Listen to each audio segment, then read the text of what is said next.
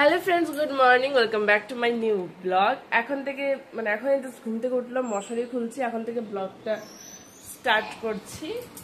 হ্যাঁ না পাপা? আর জানু কি করছে সেটা তোমাদেরকে দেখাচ্ছি। তার জন্য ব্লগটা শুরু করা, যে জানু কি করছে সেটা দেখাই তোমাদেরকে। ঘর চলো গেলে এই না না না না না না না, জানু তো সব খেয়ে নেয়। না না না না না না, পাপা তুমি কি করছো? ও বাবা, ওরে বাবা, ওরে বাবা, কি হলো কি হলো? তো এই যে দেখো, জানু সুন্দরী উঠে পড়ছে ঘুমোর থেকে। অনেকক্ষণে উঠেছে, জানু উঠেছে, তারপরে আমি উঠেছি। জানু আওয়াজ শুনে তারপরে আমি উঠেছি। জানু সুন্দরী উঠে পড়ছে ঘুমোর থেকে।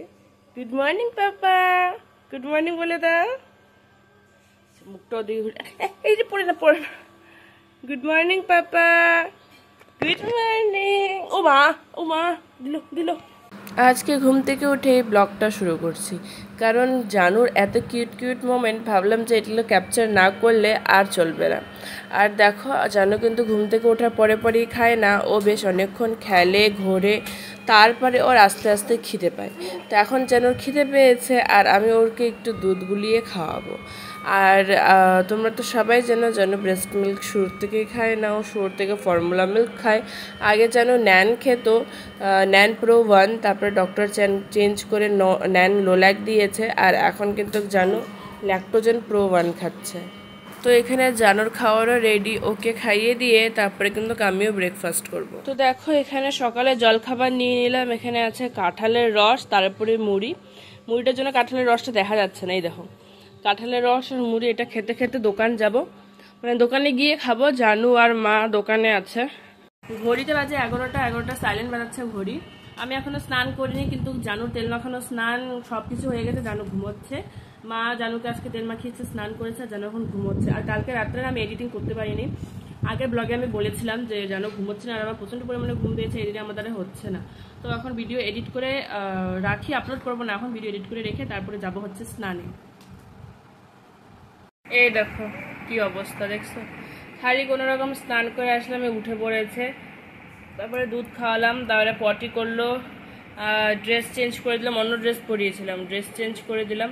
চোখে কিন্তু ঘুম আছে এখনো, কিন্তু ঘুমাচ্ছে না, কান্না করছে। কোল বালিশটাকে নিয়ে কি করছে? এখন যত বড় হচ্ছে তত বেশি দুষ্টু হচ্ছে আরো। এই যে এখন আবার গল্প করছে। যখন যেটা মাথায় আসে তখন সেটাই করে, যখন যেটা মাথায় আসে।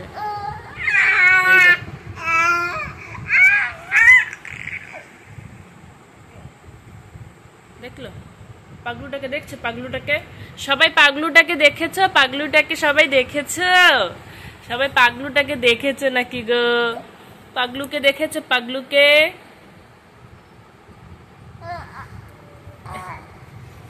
দুষ্টু নাম্বার 1, দুষ্টু নাম্বার 1, দুষ্টু নাম্বার 1। এ রাম, বাবা দুষ্টু করে, খালি দুষ্টু করে খালি।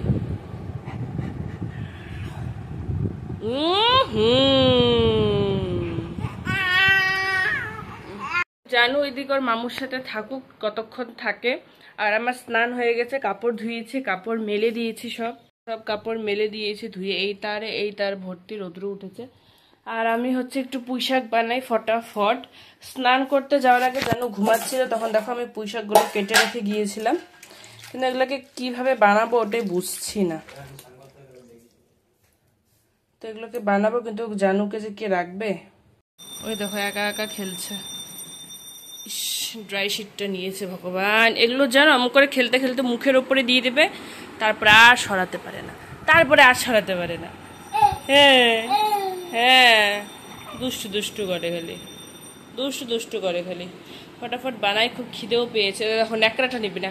ওহো, এটা নাও, এই যে, হ্যাঁ এটা নাও, এটা নাও, এগুলো নিতে হবে না। আর আজকে জানো তো আমি না বাথরুমে পড়ে গেছি, পড়ে গিয়ে আমার হাত কেটে গেছে, দেখা যাচ্ছে না।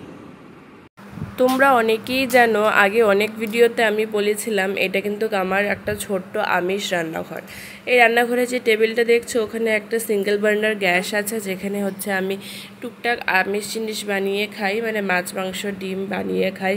আর আমাদের বাড়িতে কিন্তু মাছ মাংস ডিম হয় না, আমার মা বা ভাই কেউ কিন্তু মাছ মাংস ডিম খায় না, ওরা সবাই নিরামিষ খায়। তাই আমার বাড়ির একটা রুমের মধ্যে এই টেবিল রেখে এখানে আমি হচ্ছে রান্না করি, যেটা হচ্ছে আমাদের নিরামিষ রান্নাঘর থেকে একদমই আলাদা, কোনো কিন্তু ছোঁয়াছানি হয় না।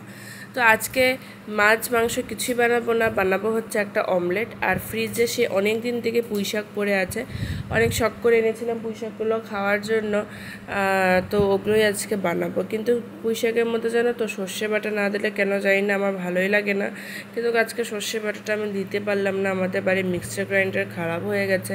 আর শিলনোড়াতে একটু বেটে দেবো। আজকে জানো তো বাথরুমের মধ্যে পড়ে আমার আঙুলটা কেটে গেছে অনেকটা, তো হচ্ছে শিলনোড়াতেও আমি বেটে দিতে পারবো না, আর কি বাটতেই পারবো না এই আঙুল নিয়ে। জানুকে কোলে নিয়ে আমি ভয়েস ওভার দিচ্ছি, তো কিছু মনে করো না, ওর সাউন্ড তোমরা শুনতে পারবে, ও আমার সাথে সাথে ভয়েস ওভার দিচ্ছে। তো যা বলছিলাম জানো তো, আজকে আমি বাথরুমে স্লিপ কেটে পড়ে যাই, আর এত মানে নল যে হয় স্টিলের নলগুলো, তোমরা তো দেখেছো আমাদের বাথরুমে সব স্টিলের নল, তো ওগুলোর মধ্যে লেগে আমার হাতটা পুরো একদম কেটে যায়। আর আমি খালি ভাবছি যে এই সময় যদি জানু আমার কোলে থাকতো, ওকে জানুকে তো আমি বাথরুমে স্নান করে বাথটবের মধ্যে, জানু যদি আমার কাছে থাকতো তাহলে কি হতো বলো তো, আজকে একটা ভয়ানক কোনো ঘটনা ঘটে যেতে পারতো। তো যাই হোক, থ্যাংক গড যে তখন জানু আমার কাছে ছিল না, আমি একাই পড়েছি, খুব একটা ব্যথা পাইনি, শুধুমাত্র আমার হাতটা আছে না, হাতের আঙ্গুলগুলো বেশ কয়েকটা জায়গায় কেটে গেছে, হাতটা গিয়ে নলের মধ্যে পড়েছে, বেশ কয়েকটা জায়গাটা কেটে কেটে গেছে। তো ওটাই আজকে একটু জ্বালা করছে, কালকে হয়তো একটু করবে, তারপরে ঠিক হয়ে যাবে। তো এদিকে ফট করে চলে আসলাম রান্না করতে, তোমাদের সাথে তো শেয়ার করলাম যে জানু কী করছে।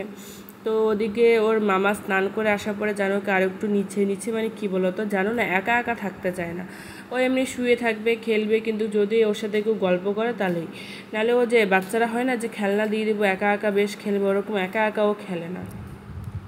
তো জানুর মামু স্নান করে আসার পরে ওর পাশে শুয়ে ওর সাথে কথা বলছে, আর এখন জানুর দিব্যি বেশ আছে, এখন আর কোনো প্রবলেম নেই। তো এই রুম থেকে আমি শুনছি ওরা কি গল্প করছে, আর আমার জানো তো অনেক গল্প করে ওর সাথে, সারাদিন গল্প করো তুমি হাঁপসে যাবে, কিন্তু জানু হাঁপসাবে না। আর ওদের গল্প শুনছে, দিতে রান্না করছি। আজকের পুঁই শাকটা খেতে একদমই ভালো হয়নি, এখানে যদি আমি রসুনটা একটু থেতলে দিতাম বা হচ্ছে সর্ষে বাটা দিতাম তাহলে দারুণ হতো। সর্ষে বাটা ভেবেছিলাম করবো, কিন্তু এই হাতটার জন্য আর করতে পারলাম না, জানি করতে পারবো না, আর করলেও আছে না জোর করে যদি করতামও তাহলে প্রচণ্ড ধরতো হাতটার মধ্যে, তার জন্য আর সর্ষে বাটা করলাম না, ভাবলাম এইভাবে একবার ট্রাই করে দেখি, কিন্তু একদমই খারাপ হয়েছে খেতে। আর এই রসুনগুলো যদি আমি হচ্ছে একটু বেটে দিতাম তাহলেও ভালো হতো, কিন্তু শিলনোড়া আর নামাই নেই আজকে। তো চলো, পুঁই শাক হতে তো বেশি টাইম লাগবে না, ফটাফট হয়ে যাবে। আর এদিকে দেখো সবজির কালারটা দারুণ আসছে, দেখতেও ভালো হয়েছে, কিন্তু খেতে অতটা ভালো হয়নি, যদি এখানে একটু মিষ্টি কুমড়া বেগুন পড়তো তাহলে ভালো হতো। তো চলো আজকের আইটেমে কী কী আছে ওটাও শেয়ার করি। দেখো গরম গরম ভাত, রাজমা ছিল সাথে, আর তার সাথে হচ্ছে পুঁই শাক আর ডিমের অমলেট। খাওয়া দাওয়া হওয়ার পরে এটা তো আমার কাজ, এক বোতলটা যে একদিনে আমাকে কতবার ধুতে হয় একদম মানে হিসাব ছাড়া, তো বোতলটা সুন্দর করে ধুয়ে নিচ্ছি, কারণ জানো একটু পরে ওঠার পরে আবার খাবে। আর জানো তো আমি চেষ্টা করি যে 2-3 বার করে স্টেরিলাইজ করার, কিন্তু হয়েই ওঠে না, একবারই স্টেরিলাইজ হয়, তার থেকে বেশি আর হয়েই ওঠে না, কিন্তু 5-6 বার তো দিনে আমি বোতলটাকে আরামসে ধুয়েই নিই। এখন তোমাদের সাথে দেখা হচ্ছে সন্ধেবেলা, দুপুরে খাওয়ার পর আর শ্যুট করিনি, সন্ধেবেলা হচ্ছে একটু গরম গরম দুধ চা বানিয়ে নিলাম। সকালবেলা চা খাওয়া হোক বা না হোক, সন্ধেবেলা না চাটা ছাড়া মানে কীরকম জানি লাগে, চাটা ছাড়া খালি খালি লাগে, যদিও এটা খুবই বাজে অভ্যেস, চাটা না খাওয়াই খুব ভালো। আর দেখো দুধ চা ছেঁকতে গিয়ে আমার কতগুলো চা পড়লো, তো মাকে দিয়ে দিলাম আর আমিও নিয়ে নিলাম। আর ভাই আজকে এনেছিল হচ্ছে সিঙ্গারা, ওকে বললাম যে আজকে আর ব্রেড পকোড়া আনিস না, আজকে একটু সিঙ্গারা আনিস, চা দিয়ে খাবো। চাটনিটা না খুব বেশি মিষ্টি করেছিল, আমার একদমই ভালো লাগেনি, কিন্তু শুধু শুধু সিঙ্গারা দিয়ে আমি বেশ একটু চা খেয়ে নিলাম। আর সাথে হচ্ছে টিভিতে ব্লগ চালিয়েছি, আর জানো কিন্তু এই টাইমটা ঘুমোচ্ছে, তার জন্য এত আরামসে আমি খেতে পারছি।